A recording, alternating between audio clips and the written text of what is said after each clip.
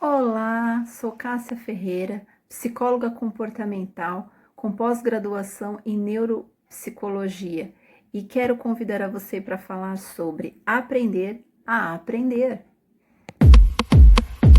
Bom, no vídeo anterior já falamos a questão das memórias e a maneira melhor que você pode tá memorizando ou aprendendo, enfim. Agora eu queria questionar qual é o conhecimento e controle que você tem sobre o seu aprendizado. Qual é a prioridade que você tem quando você senta para estudar? A prioridade é sua? A prioridade é do outro?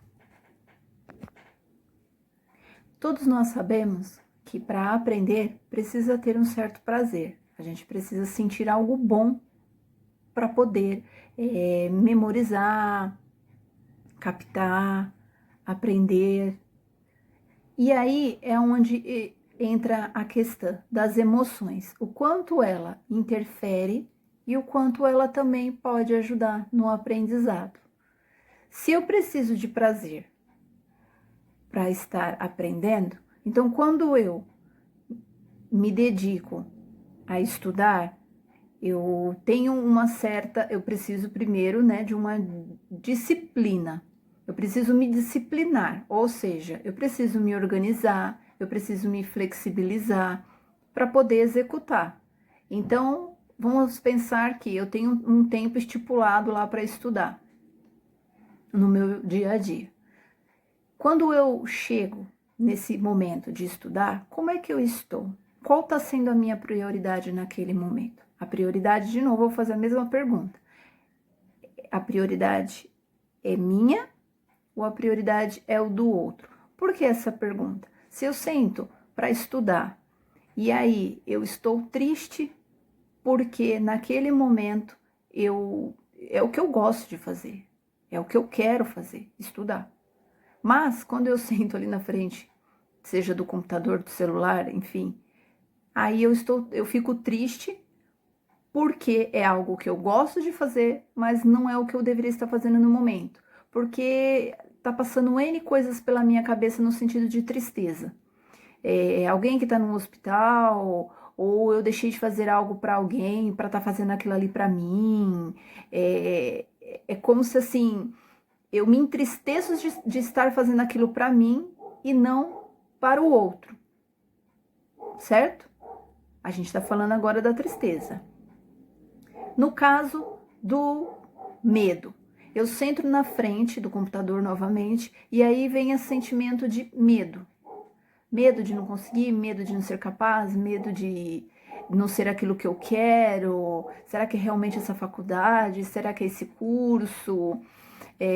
Ou então a criança, por exemplo, ela senta para aprender na frente da televisão, né, online ou do computador, e aí ela vem com um sentimento de medo. Medo de não conseguir a nota, medo da mamãe brigar, medo do papai brigar, medo dos pais brigarem lá na sala enquanto eu tô aqui no quarto prestando atenção nessa matéria. Então, tudo isso entra uma emoção que me faz sentir de maneira diferente, entende? É o que eu gosto, é o que eu quero, mas eu já começo a sentir, já não é emoção, é sentir diferente. Aí entra também a questão da raiva. Tô lá de novo para estudar com o sentimento de raiva, de injustiça, de indignação. Por que fulano falou daquele jeito comigo? Por que que eu tenho que ficar estudando tanto? Por que que isso? Por que que aquilo? E aí, assim, não era para eu estar estudando?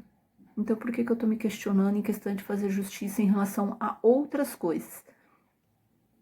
Certo? A preocupação é uma outra emoção.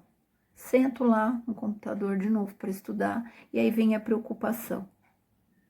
O que que o meu amiguinho pode estar fazendo nesse momento? Eu tô aqui estudando e meu amiguinho pode estar fazendo o quê? Será que eu vou ter dinheiro para pagar todas as contas desse mês? Eu tô pagando o curso porque eu gosto muito desse curso, mas eu tô tirando dinheiro de uma outra conta que né, nessa época de pandemia que a gente está vivendo, o dinheiro está um pouco apertado, então assim, o que está me preocupando? Cada emoção desperta na gente um comportamento, vamos dizer assim. Por exemplo, a tristeza, ela me fecha. Pode ver que quando a gente se sente triste, a gente não fica fazendo, né?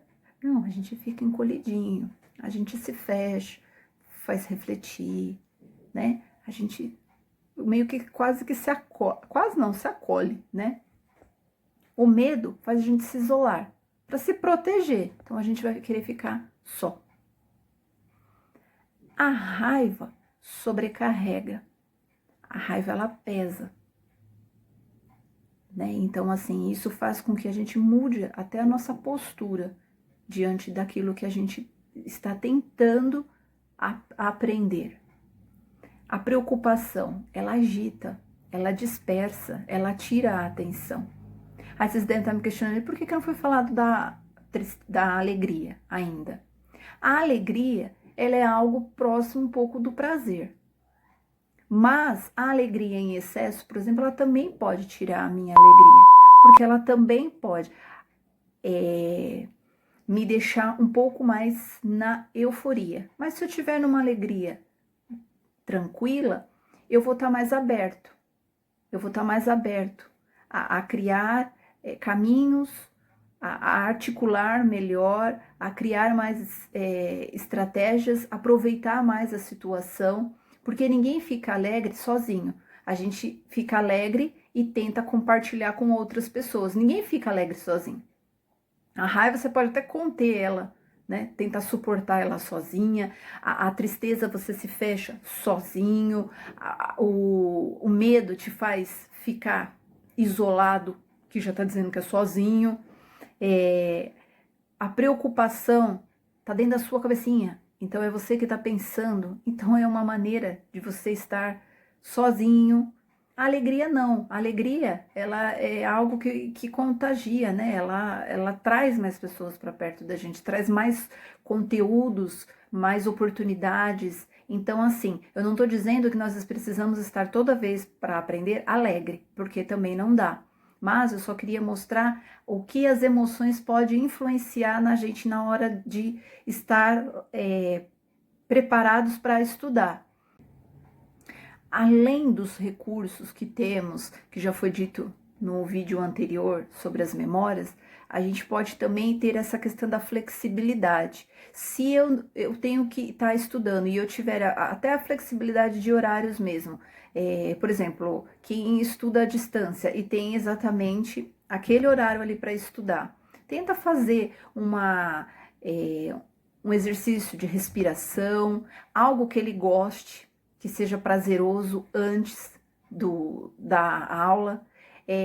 Tenta perceber qual é o tempo de memória mesmo, de concentração. Tem pessoas que conseguem se concentrar por muito tempo, né? Não dá para dar uma média, mas mais ou menos aí as pessoas conseguem ter meia hora só de concentração. Tem pessoas que têm menos, tem pessoas que têm mais. Então, assim, tenta perceber para ser usado ao seu favor, porque aí você consegue ver até onde você vai conseguir estabelecer planejamento, porque aí você vai começar a planejar em cima daquilo que você tem de facilidade e você tem de dificuldade.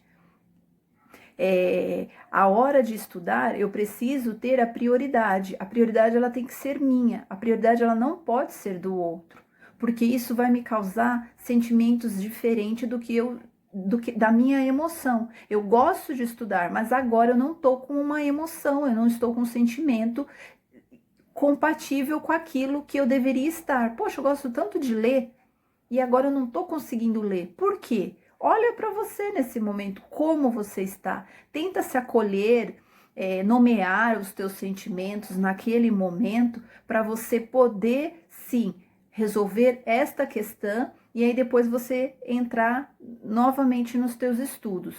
É como se você estivesse ocupando algo duas vezes, porque eu estou preparado para estudar, então eu estou aberto para estudar, e aí daqui a pouco vem uma outra pessoa e senta em cima de mim com outro sentimento.